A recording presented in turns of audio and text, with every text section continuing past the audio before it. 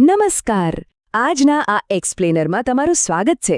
આજે આપણે ચોપડીઓના એકદમ નીરસ લાગતા વિષયને લઈને તેને કંઈક એવા રોમાંચક સ્વરૂપમાં જોવાના છીએ ને કે તમારા રૂંવાળા ઊભા થઈ જશે.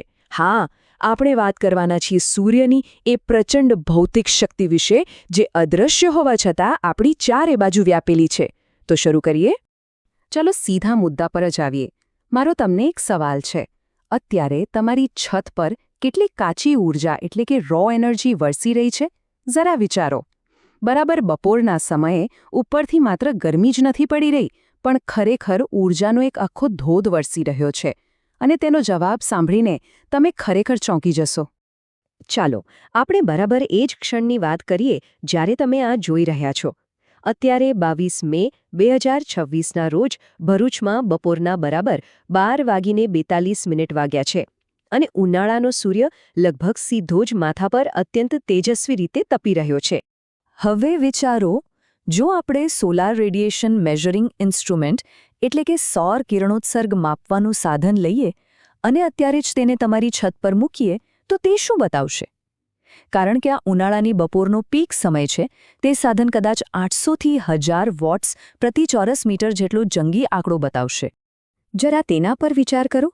બરાબર આ જ ક્ષણે તમારી છતના દરેક એક ચોરસ મીટર પર લગભગ એક સંપૂર્ણ કિલોવોટ જેટલી શુદ્ધ, કાચી સૌર ઊર્જા સતત અથડાઈ રહી છે. આ માત્ર કોઈ સામાન્ય તડકો નથી, આ એક પ્રચંડ અકલ્પનીય શક્તિ છે. આ વિશાળ આંકડાનો ખરેખર અર્થ શું થાય છે?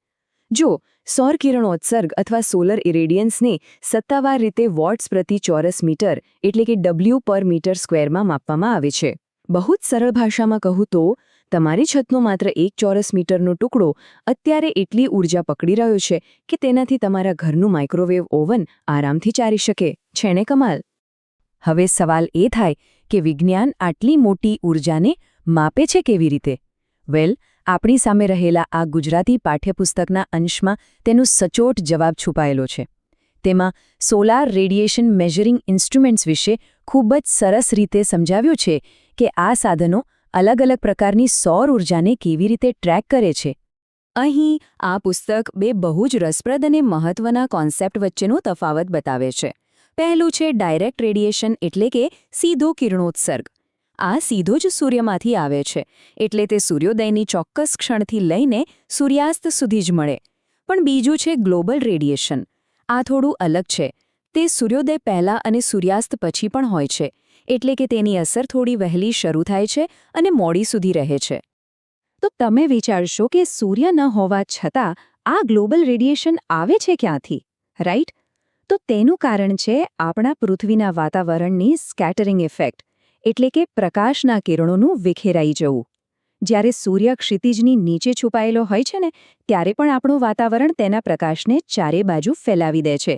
અને એટલે જ સૂર્ય સીધો ન દેખાતો હોય તો પણ આ ગ્લોબલ રેડિયેશનની ઊર્જા આપણને મળતી રહે છે. આ બધું જાણ્યા પછી મગજમાં એક જબરદસ્ત વિચાર આવે છે. જો ભરૂચની એક સામાન્ય છત પર અત્યારે આટલા બધા કિલોવોટ્સ ઊર્જા વરસી રહી છે, તો જરા આકાશ તરફ જોઈને વિચારો. આખી દુનિયાના શહેરો પર આજ સેકન્ડે કેટલી બધી વિશાળ અને વણવપરાયેલી ઊર્જા વરસી રહી છે. આ એક એવો પાવર છે જેનો આપણે હજુ માંડ થોડોક જ ઉપયોગ કર્યો છે. જો આપણે આ શુદ્ધ સૌર શક્તિનો પૂરેપૂરો લાભ લઈએ તો વિચારો, આપણું ભવિષ્ય કેટલું રોશન હશે. જરા વિચારજો આના પર.